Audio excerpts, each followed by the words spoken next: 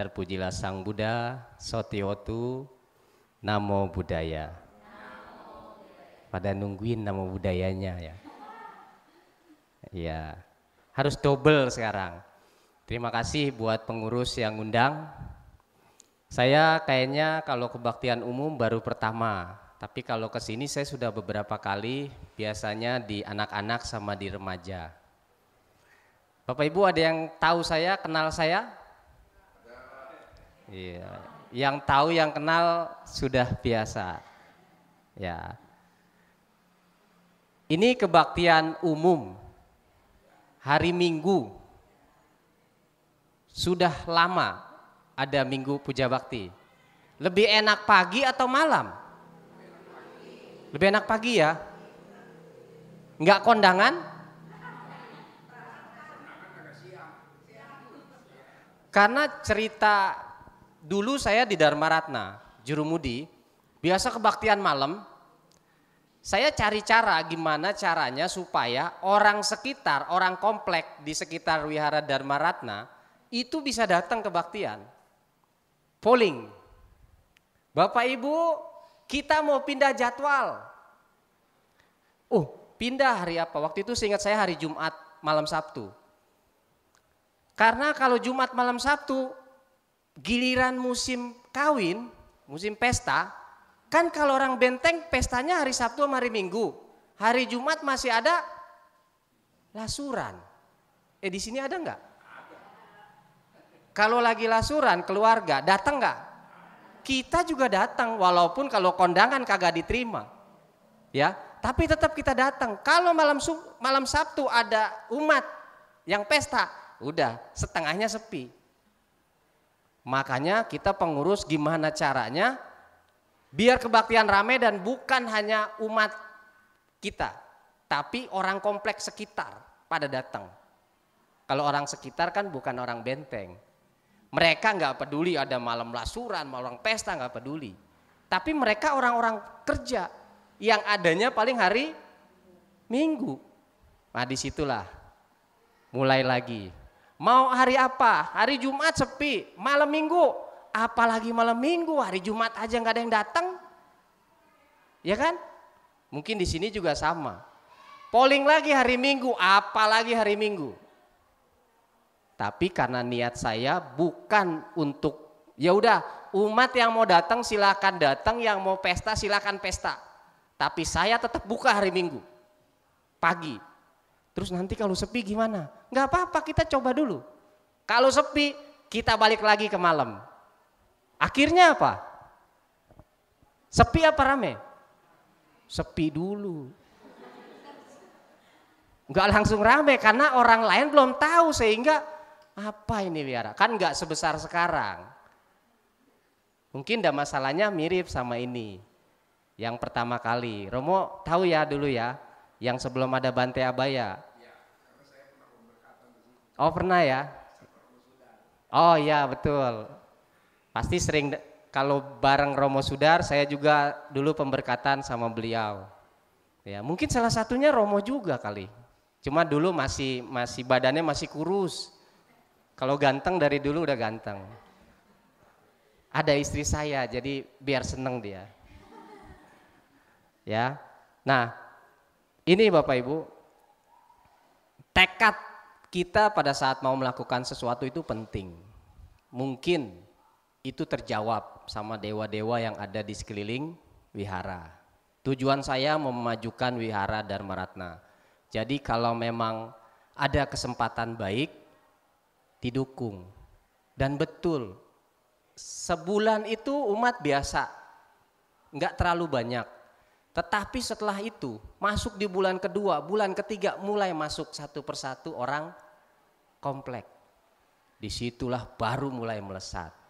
Barulah ada kesempatan undang biku untuk tinggal. Sekitar 2 atau 3 tahun setelah itu undang biku untuk tinggal.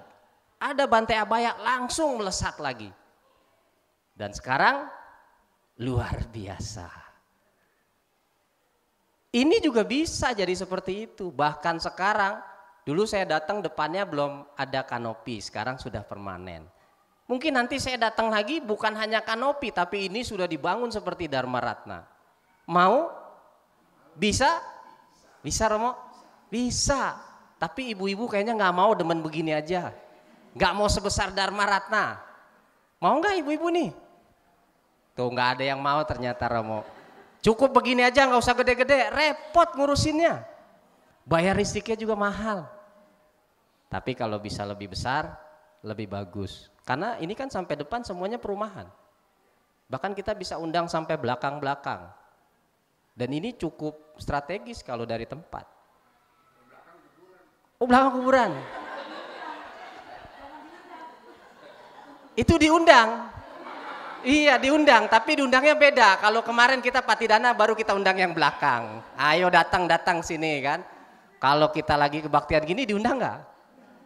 Diundang, tapi kita nggak tahu dia ada di mana kan. Tapi bagus, justru mereka bisa mendengarkan dhamma.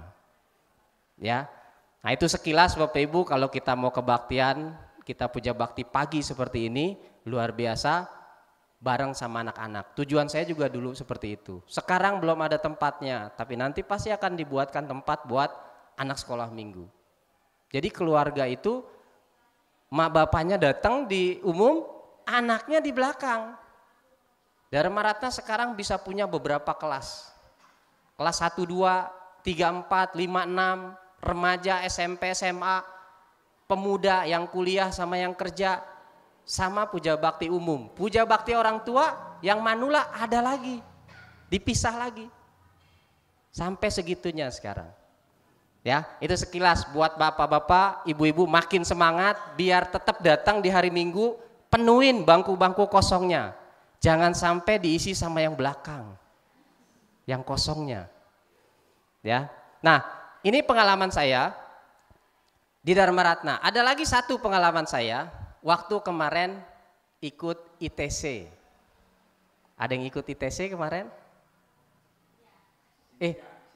Ibu ada ikut? Sama siapa? Rombongan ini? Oh panitia, wah panitia lain, sibuk pasti. Terus udah jadi panitia di sini nggak ada yang diajakin ikut?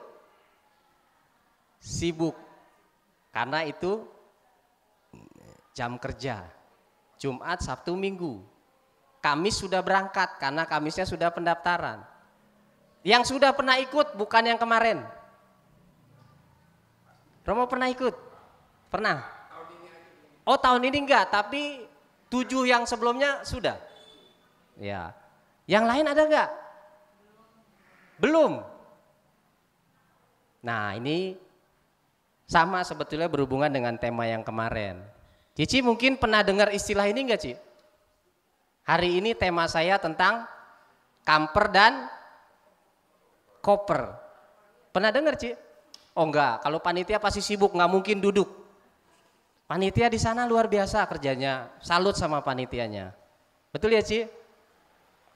Dan Bapak Ibu menurut saya baru pertama kali itu Pak. Dengar-dengar ini yang ke-8 kan kemarin. Bapak ikut yang 7, saya baru pertama ikut yang kemarin. Jadi kapan lagi kita bisa baca parita bareng bersama 2000 umat, di depannya Bante dan atas silani begitu banyak. Yang dibaca bukan hanya parita biasa, tapi kita baca sutta. Bacanya kompak, serempak. Karena speakernya besar dan TV-nya banyak, jadi tinggal liatin, dengerin. Dan itu luar biasa. Ya Bapak udah ikut 7 kali ya Pak ya. Yang sekarang berbeda, karena sekarang itu ada pembahasan sutta, bukan hanya kita baca. Jadi sutanya sebelum dibaca kita dikasih tahu. Sutta ini tentang apa, terus sama bantenya dijelasin. Baru kita sama-sama baca. Yang belum pernah ikut, daripada Borobudurnya hanya jalan-jalan, saya rekomendasikan ikut ITC. Selain jalan-jalannya dapat, naik sampai ke atas juga dapat dan gratis. Dapat kaos, dapat makan. Semuanya serba dapat. Kalau kita datang ke sana ikut jalan-jalan kan bukan di acara Buddhis, bayar. Tapi ini pagi-pagi jam 6, hari pertama jam 5 kita sudah ada di Borobudur, matahari belum keluar kita udah bisa lihat dari sisi yang pas di Borobudurnya. Pagi sampai sore, baca Parita full, istirahat cuma pas makan. Sisanya baca Parita terus. Ibu-ibu kuat nggak kira-kira? Kuat karena disediakan kursi. Kalau yang capek, kita nggak cuma duduk di sini. Silahkan ke belakang, berbaris kursi-kursi. Jadi nggak harus khawatir. Tinggal bilang saja daftar dari awal, kita butuh kursi. Jadi nggak bisa duduk bersila, kita langsung disediakan kursi. Atau kalau sudah capek, isi kursinya. Itu boleh kok sama panitia. Memang itu disarankan supaya kita bisa tetap, jangan kita duduk tapi bacanya mikirin dengkul yang udah kesemutan, dengkul yang udah sakit. Jangan cuman baca tapi otaknya nggak fokus ke suta yang dibaca. Makanya boleh ke belakang. Tapi kalau ibu-ibu yang di belakang, wah saya nggak kuat, sudah langsung dari awal daftar dapat kursi. Nah, saya dapat materi ini di sana. Ada, saya lupa bantenya siapa. Itu cerita lagi menjelaskan suta, saya juga sudah lupa sutanya apa, tapi saya nangkep ada koper, ada kamper. Oh ini bantenya ngomong apa ini, kok ngomong koper, kamper, saya langsung melek, saya dengerin, saya catat sedikit. Cuma sayangnya saya nggak catat sutanya. Apa sutanya yang dibacakan? Bapak Ibu mau tahu apa? Ikut tahun depan.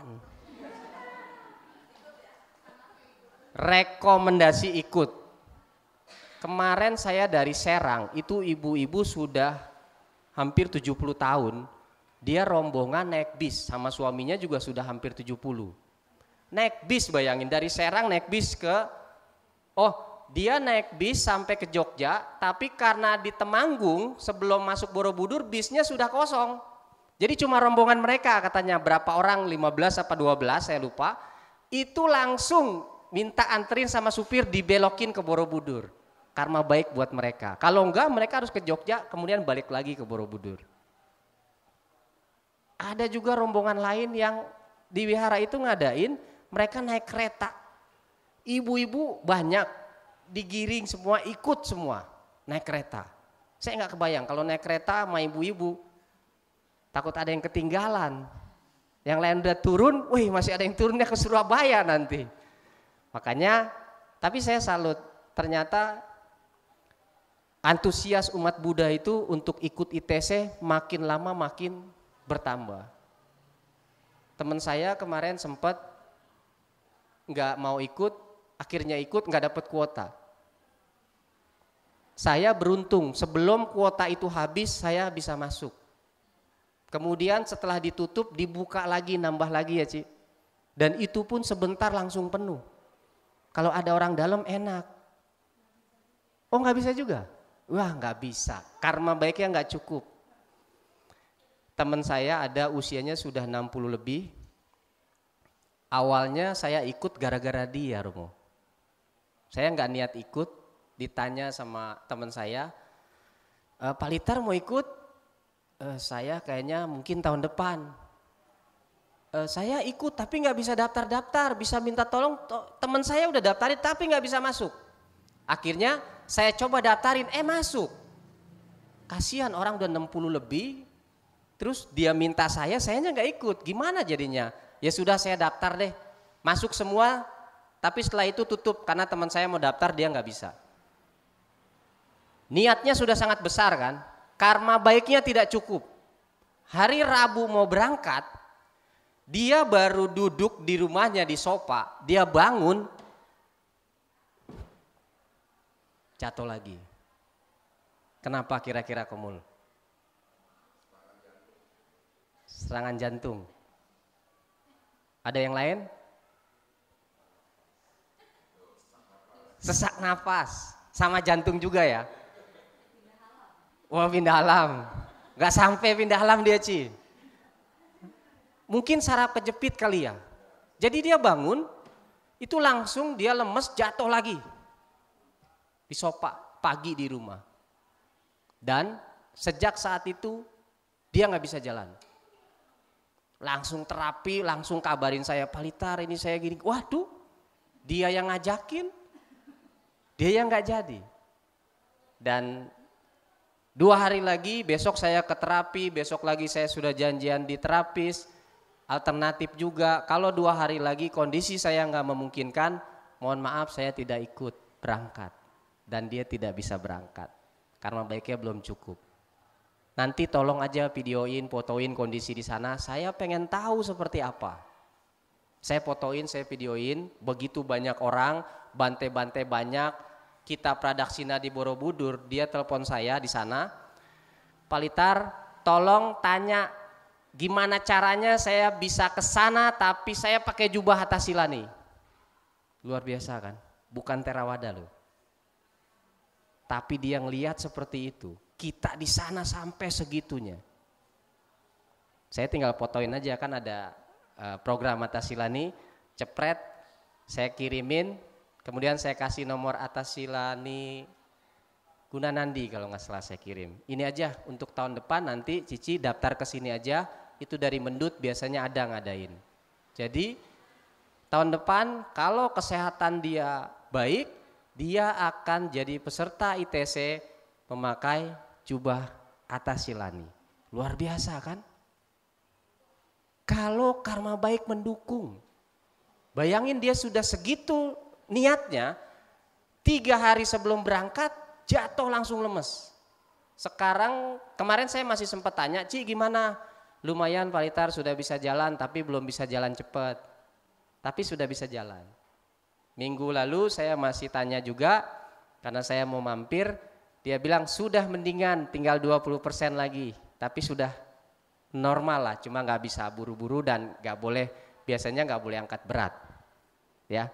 Jadi terutama yang buat yang masih muda, kalau kesempatan ada, kesempatan baik sudah tersedia, jangan disia-siain. Belum tentu besok, lusa, tahun depan kita masih hidup. Kita masih hidup, kita masih sehat gak? Makanya kebaktian ini kalau kita nggak isi tiap minggu, siapa lagi? Apa yakin kita minggu depan masih ada di sini? Atau jangan-jangan kita sudah di belakang? Bergabung dengan yang lain kan? Nggak di belakang, di dapur maksudnya. Bantuin masak buat tar siang kan? Ya bukan di belakang, di seberang sana. Nah, materi kamper dan koper ini ternyata itu sangat pas untuk kehidupan kita sehari-hari. Apa yang saya dapat di sana? Nanti kita lihat. Ya, kita dengerin apa sih sebenarnya inti dari kamper dan koper ini. Cici masih ingat, Ci? Nggak ingat ya? Ya, panitia memang sibuk. Saya juga kalau jadi panitia itu kayaknya nggak sanggup. Karena begitu banyak orang dan banyak kegiatan, ngurusin bazar.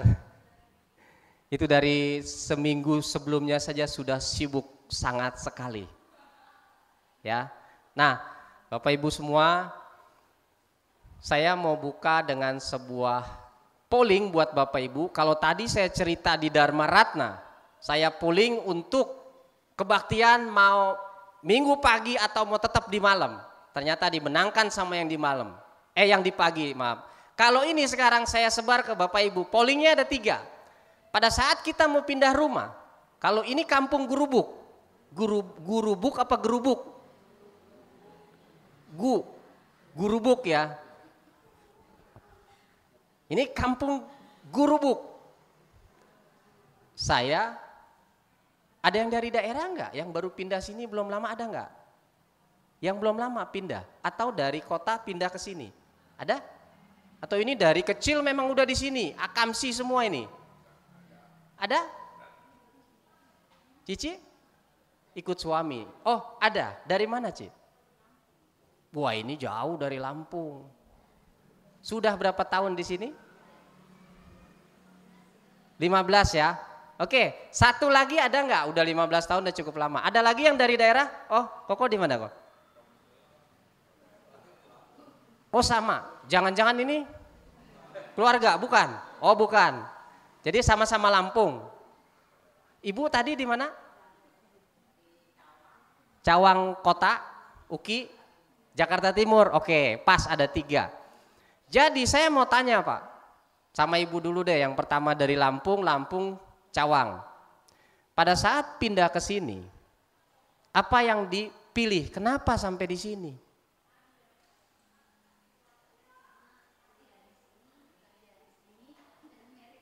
Oh gitu ya, dapat jodohnya juga di sini ternyata. Oh, tetap di Lampung.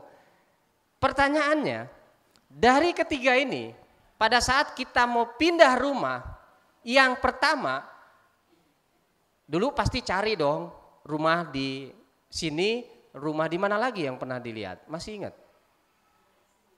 Hah? BSD, ya udah lihat nih, tapi kayaknya di sini lebih enak, lebih nyaman. Ternyata, ini cuma cerita ya, tetangga sebelahnya itu seorang narapidana yang pernah membunuh. Jadi kasusnya membunuh, kemudian dipenjara, tapi sudah bebas dan insaf, udah sadar. Yang pertama, mau dipilih nggak? Tetangganya itu.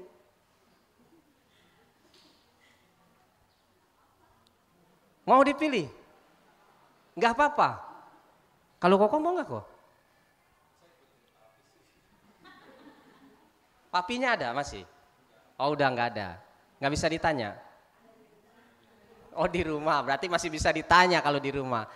Ibu kira-kira mau nggak? Belum tahu ya. Pertama, nggak apa-apa. Sekarang balik ke Koko. Tapi jangan tanya papa lagi ya. Ya, ini langsung jawab.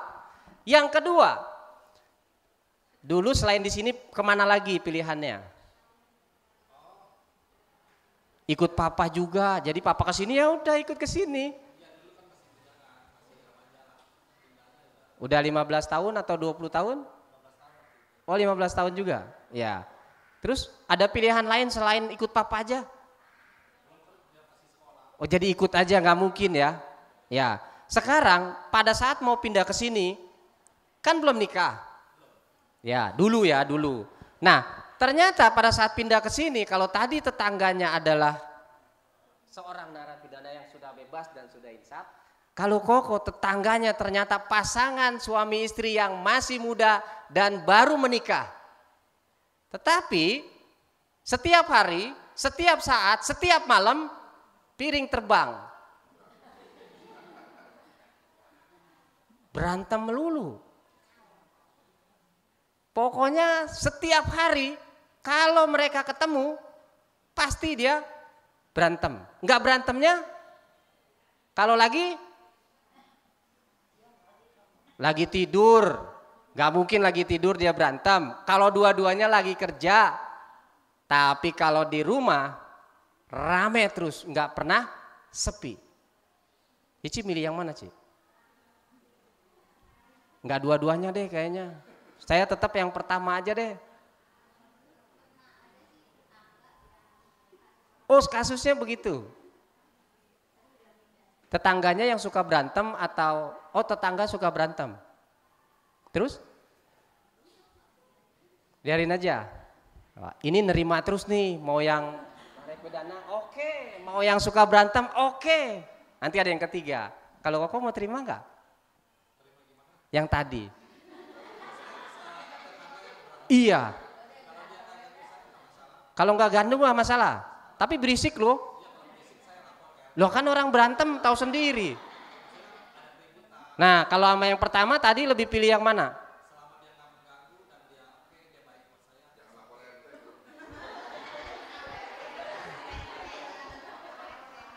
Ya.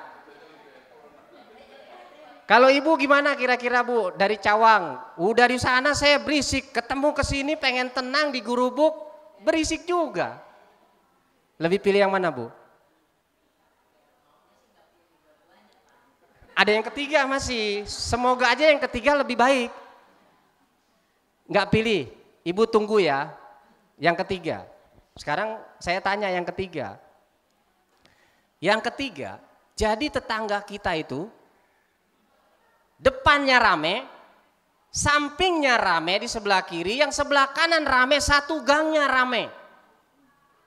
Baru masuk, ibu-ibu sudah banyak berkelompok, ngobrol, rame.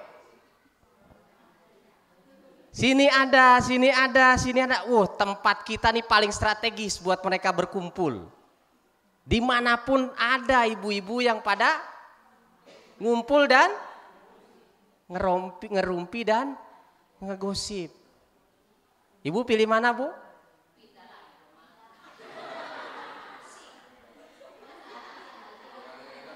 Kan pilihannya 3. Hah? Atau nggak jadi dah gue ke Gurubuk, ke yang lain aja deh. Kalau dari 3 pilihan ini, kira-kira mana yang lebih baik? Yang pertama, yakin yang pertama.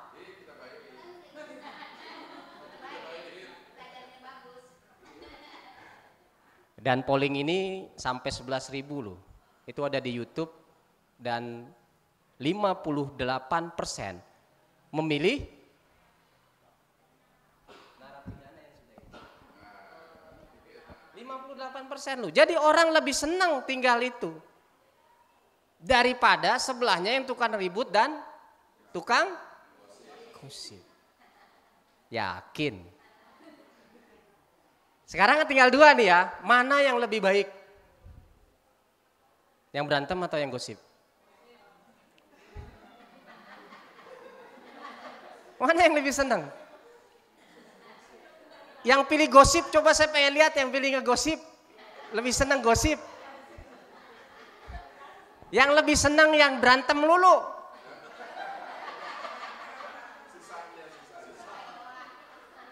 Tetapi Bapak Ibu, yang pilih berantem itu ternyata ada 35%.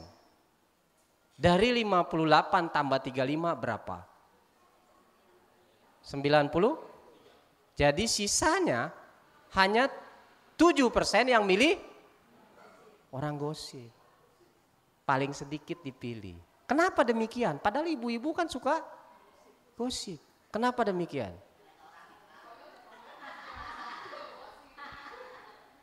Lihat orangnya ya. Saya nggak ada waktu buat ngosip. Saya dari pagi sampai sore kerja. Iya. Berarti itu sudah benar, sudah bagus. Kita tinggalin yang seperti itu. Makanya kenapa pilih yang tenang-tenang saja. Apalagi tinggalnya di dekat Wihara Weluwana di Gurubuk. Kenapa demikian? Kalau kita lihat di Manggala Sutta itu kan ada Bu. Pati rupa desa wasoca, pu beca kata punyata. Hidup di tempat yang sesuai berkat timbunan karma baik kita di masa yang lampau. Kenapa kita bisa ada di wihara? Kenapa rumah kita bisa di wihara? Kenapa dari Lampung jauh-jauh udah ikut papanya aja bisa terdampar di sini? Ibu juga bisa sampai di sini. Karena itu tadi, kita sudah punya timbunan karma baik.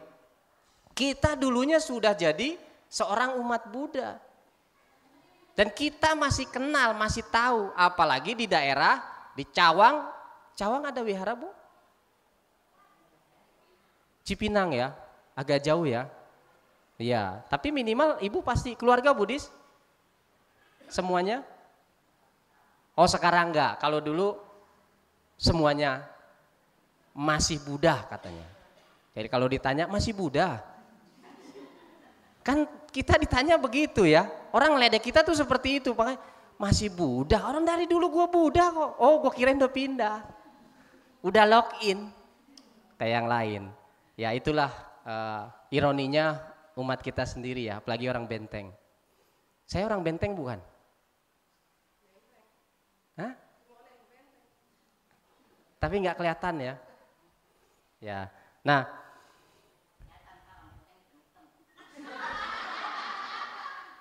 Itemnya jangan disebut Bu. Orang mah bilangnya ganteng-ganteng gitu kan, keren-keren, ini itemnya yang ditekan gitu kan. Aduh. Besok saya mau putihin diri.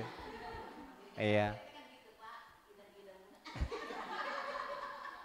Bercandaannya Hitachi. Apa Hitachi?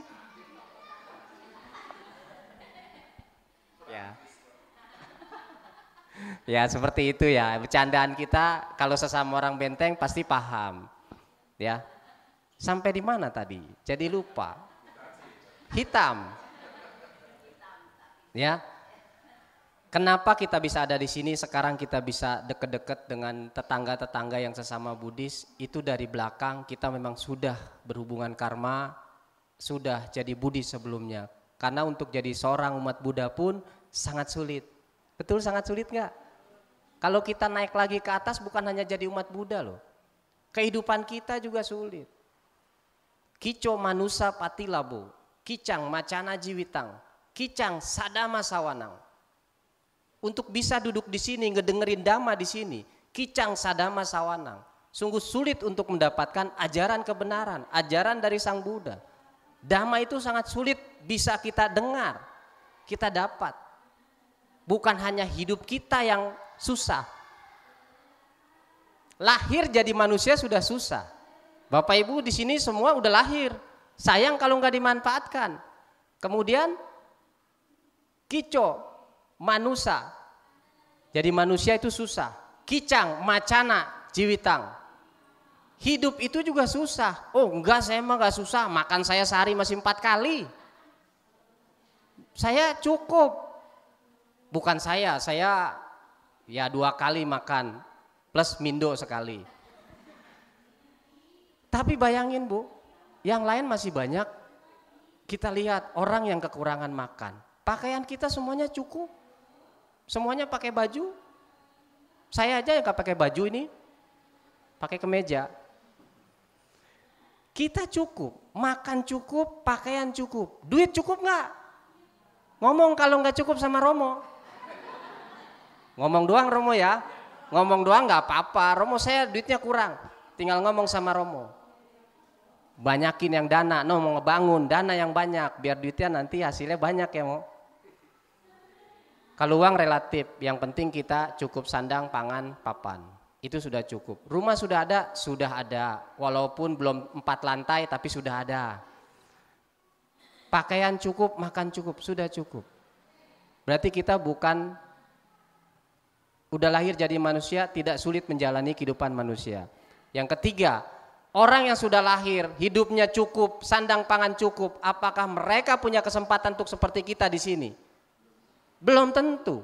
Berapa banyak saudara kita, teman kita, tetangga kita yang Buddhis juga tapi nggak punya kesempatan duduk saat ini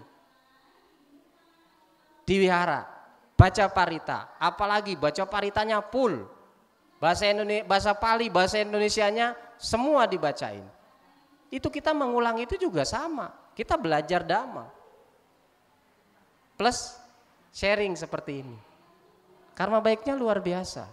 Dan itu kesempatan yang nggak boleh kita lewatkan begitu saja. Romo Heri mengabdi sudah 30 tahun ada mungkin ya Romo. Oh 64, jadi?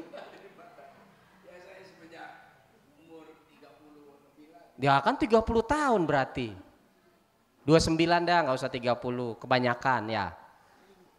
Nah, bayangin coba, kalau dari dulu sudah 30 tahun, Komul aja sudah hampir 20 tahun mengabdi buat perkembangan dhamma.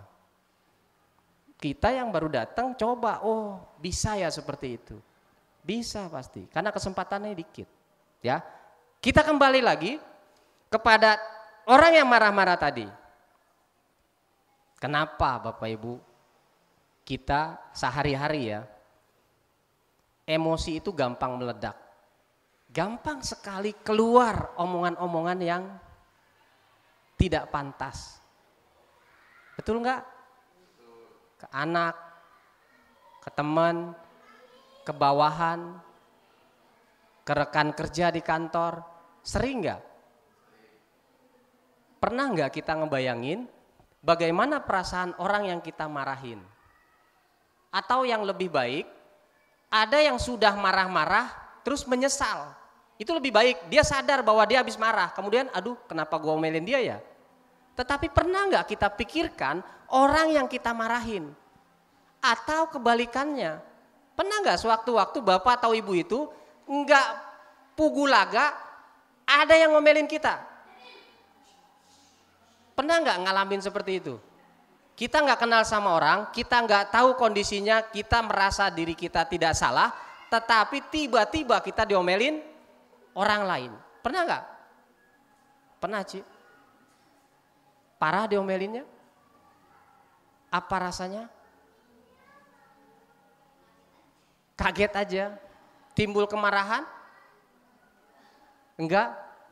Padahal kita nggak kenal, kita nggak tahu kondisinya, tahu-tahu datang langsung diomelin. Tinggal kembali Bapak Ibu. Pada saat kita suka marah-marah, tunggu waktunya kita marahin orang. Jadi pada saat kita bisa mengerti itu semua, pada saat kenapa diomelin tiba-tiba? Saya nggak kenal dia. Kenapa bisa demikian? Kembali, kita punya tabungan karma, kita punya buah-buah karma yang sedang mengikuti kemana kita melangkah. Inilah kita sebagai umat Buddha sudah sepatutnya kita mengerti. Coba kalau kita nggak ngerti, apalagi komul yang dimarahin. Saya yang marahin yang kecilan dari komul, pasti nggak mau terima. Disinilah Bapak Ibu peran kita sebagai umat Buddha, bagaimana saatnya pada saat kita menerima hal yang tidak menyenangkan, tidak enak buat kita, kita memahami. Saya harus ngapain nih? Cici waktu diomelin itu rasanya apa? Terus ngapain? Diem aja? Nah itu. Tapi dalam hati cuman kaget, nggak pernah mikir jengkel atau mau balas dendam, enggak. Nah itu bagus. Kenapa? Kalau kita sebagai umat Buddha kita sudah mengerti, kita mengalami proses hukum karma. Pada saat kita diomelin orang, kita sadari itu. Artinya apa? Terima kasih loh, diomelin kok terima kasih. Karma buruk saya sudah hilang satu. Tetapi kalau diladenin, kita marahin kembali, karma buruknya sudah hilang, nambah lagi karma buruk yang baru dan dia akan berbuah lagi. Itulah bedanya umat Buddha. Makanya kenapa ada istilah umat Buddha itu kalau dikasih kesempatan, saya hari ini dikasih kesempatan untuk bisa sharing di depan Bapak Ibu semua. Saya berterima kasih. Karena inilah kesempatan saya untuk berbuat kebaikan. Susah nyarinya. Bapak Ibu punya kesempatan juga untuk menanam kebaikan saat hari ini. Saya lebih senang lagi. Itulah kalau kita jadi umat Buddha, kebanyakan kita nanti berpikir terbalik. Saya dana kok bukannya diucapin terima kasih. Apalagi Romo yang sedemikian besar jasanya buat wihara ini. Apa mengharap itu Mo? Itu sudah tulus diberikan semua ya Mo. Tidak memikirkan apapun. Karena beliau sudah mengerti bahwa kita yang memberi itu seharusnya kita yang berterima kasih, bukan orang yang menerima yang berterima kasih. Tapi kita tidak usah mengharapkan orang lain berterima kasih. Orang yang menerima bisa saja berterima kasih, tetapi kita nggak usah minta, kita nggak usah nunggu, kita jangan ngarep. Itulah bedanya umat Buddha. Sama seperti tadi, diomelin, dimarahin, dicaci, dipitnah, digosipin. Kalau digosipin enak ya. Biasanya kan kalau digosipin yang enak-enak. Dia tuh tetangga baru, mobilnya baru aja ganti. Wih, lumayan, didoain biar punya mobil baru. Besok ganti lagi. Gak taunya memang dia punya showroom mobil. Jadi mobil jualannya dia bawa pulang, tuker. Udah laku ya dia ganti lagi mobil yang baru. Ya kan? Kita nggak pernah tahu itu. Taunya dia gonta-ganti terus. Tapi yang nggak punya mobil, iri. Orang digosipin. Wah ntar juga bentar lagi ada polisi datang. Wah ntar juga nih muncul di medsos atau di mana gitu. Karena dia tidak mampu. Sehingga digosipin orang. Nah makanya kita hindari hal-hal seperti itu. Tapi kembali, pada saat kita sudah ngerti Dhamma, yang paling penting ini loh. Karma baik kita berbuah, saya terima. Tidak menimbulkan karma yang baru. Tetapi ada orang yang belum bisa menerima. Dia marah. Marahnya dia nggak lampiaskan. Tapi pulang, di rumah dia ngedumel, jengkel, di jalanan diomelin, di rumah dia marah-marah sama anaknya, sama istrinya, sama suaminya. Dia masih baper, kebawa perasaan tadi, habis diomelin di jalan sama orang gak dikenal, dia masih pikirin. Dia jadi baper. Kalau dia pikirin terus, bukan hanya dia marah-marah sama orang rumah. Pertama dia sudah menimbulkan karma buruk yang baru. Yang kedua, kalau dia gak bisa kendalikan, dia akan jadi koper. Apa koper? Kalau baper, kebawa perasaan, kalau koper lebih tinggi lagi. Korban perasaan. Wah, ibu ada yang ngerti juga. Pernah jadi korban perasaan? Sering ya. Level paling bawah itu baper. Kita udah kesel duluan. Kalau udah koper, itu berarti kita sudah benar memuncak. Siapa yang tadi ngomelin, kita cari, mungkin diliatin lagi atau kita cek, kenal enggak, kita cari tahu, itu udah benar-benar jadi korban perasaan. Makanya kenapa diajarin agar kita bisa mengerti, ini loh kondisi kita. Kita belajar Dhamma, kita tahu proses hukum karma, ya sudahlah diomelin. Jadi kita bisa melepas, bahkan kita yang mengerti, kita bisa mendoakan balik. Mungkin dia lagi stres, banyak utang, ya sudahlah kita doain dia aja, semoga masalah dia cepat hilang. Kita sudah dapat karma buruk, tapi bisa berbuat karma baik dengan mendoakan orang yang lagi marahin kita. Dapatnya plus. Seperti itu. Ya. Kenapa demikian? Karena Sang Buddha juga pernah ada di dalam Dhammapada cerita biku yang pengen belajar Dhamma, tapi pada saat biku-biku ini bertanya kepada Bante Rewata, Bante hanya jawab dengan diam. Mereka bertanya, Bante hanya diam saja. Akhirnya karena tidak puas dengan jawaban Bante Rewata yang hanya diam, mereka bicara ke Bante Sariputta. Kita tahu Bante Sariputta sangat luar biasa kebijaksanaannya. Biku-biku ini cerita sudah ketemu Bante Rewata tapi tidak dapat informasi apapun mengenai Dhamma.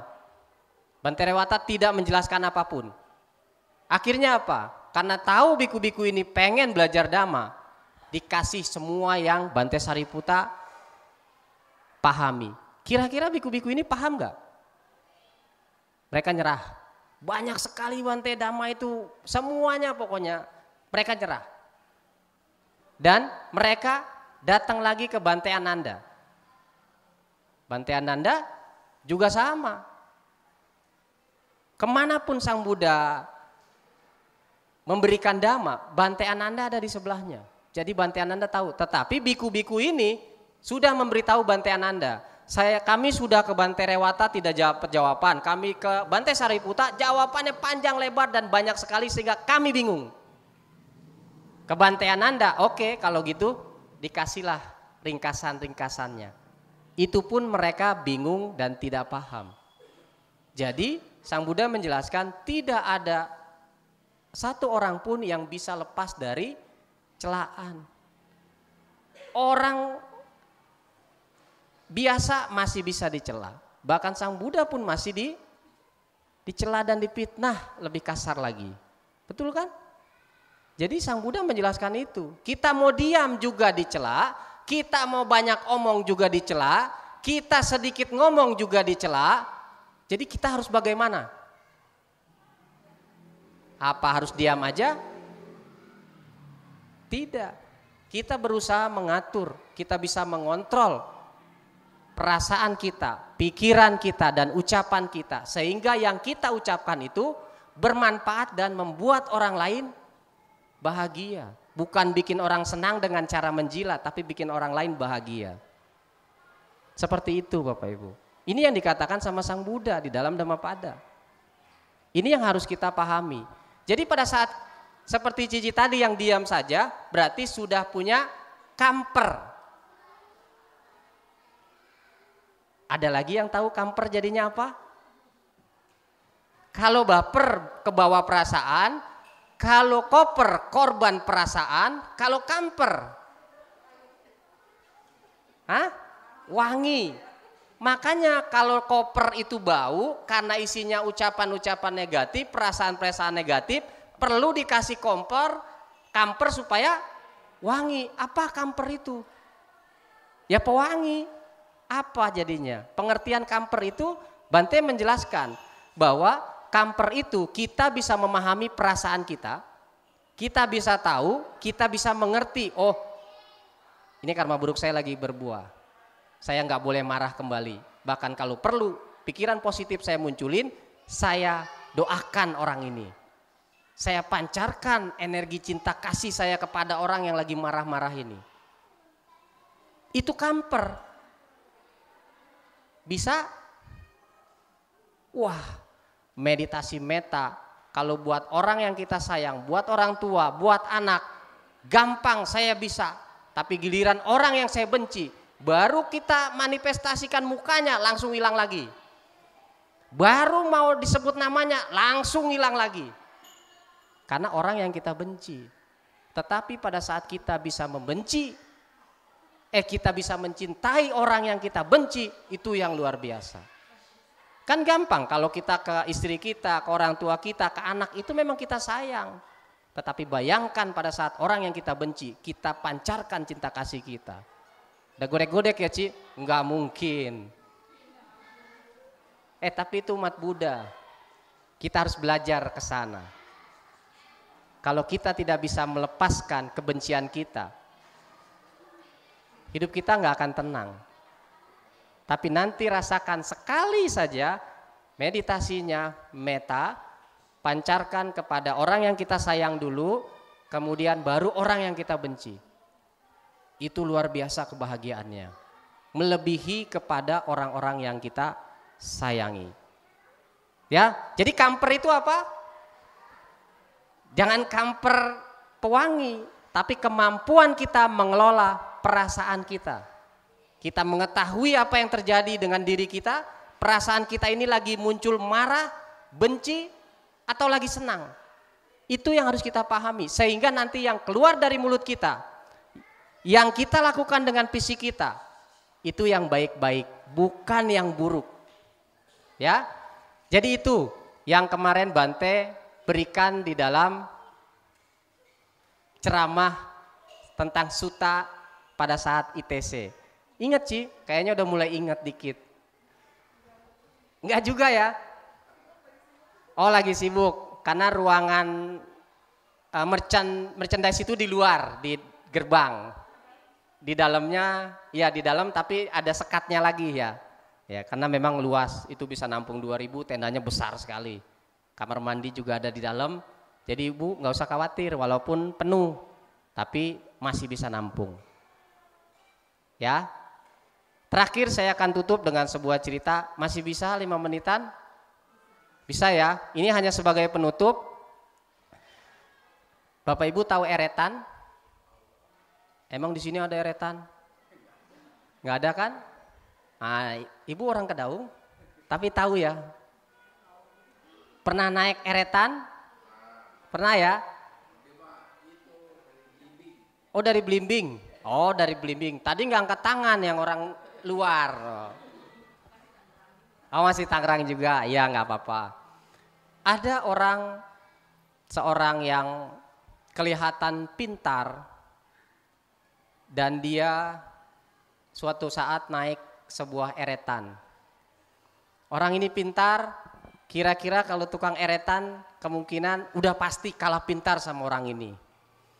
Saking pinternya orang ini sering ngetes orang-orang yang merasa di bawah dia. Orang kalau sudah jago, pinter, pasti punya keinginan tuh untuk ngetes orang. Dia hanya berdua naik eretan. Baru dia naik, dia sudah ngetes tukang eretannya. Bapak sudah berapa lama narik eretan? Oh, saya dari kecil narik eretan. Oh, terus nggak sekolah dong? Iya, saya nggak punya uang, saya hanya narik eretan. Wah, seumur hidup Bapak cuma begini aja, sia-sia dong hidup Bapak. Ya, mau gimana lagi? Kemudian eretan mulai ditarik ke tengah sedikit. Dia nanya lagi, udah tahu dia nggak sekolah. Dia nanya lagi, Bapak tahu nggak Pak, dari sini ke sana jaraknya berapa meter Pak? Wah, kalau saya nggak tahu itu berapa meter, tapi saya dari sini ke sana 23 kali tarikan. Masa sih Pak? Nggak mungkin lah, masa itu 23 kali? Ya, dia kan orang pinter, dia hitung-hitung, enggak Pak, ini bisa lebih, coba kita hitung. Ya itulah, Bapak karena tidak sekolah, jadi Bapak tidak tahu. Dia keluarkan alat, ditembak ke ujung, langsung kelihatan. Kan sekarang ada senter yang bisa ngukur jarak kan. Tuh Pak, ini jaraknya sekitar 50 meter. Oh ya, saya memang nggak tahu, saya cuma narik aja. Saya tahu itu cuma 23 tarikan, saya sampai ke seberang. Oh ya sudah, karena Bapak tidak belajar. Ya, kemudian sampai di tengah, dia masih nanya lagi. Pak, Bapak tahu di langit-langit ada berapa banyak bintang? Banyak bintang mah. Bapak tahu nggak yang gede itu apa? Gak tahu, saya taunya itu bintang. Banyak jumlahnya saya nggak tahu. Orang ini terlalu banyak tahu. Tetapi suatu saat, kalau di pintu 10, sudah kalau nggak salah 8 pintu itu kebuka, itu sirine bahaya akan meraung. Ada yang pernah tahu nggak? Kok Komul suka main ke benteng ya? Itu meraung dan itu suaranya cukup gede ya Pak. Tandanya apa?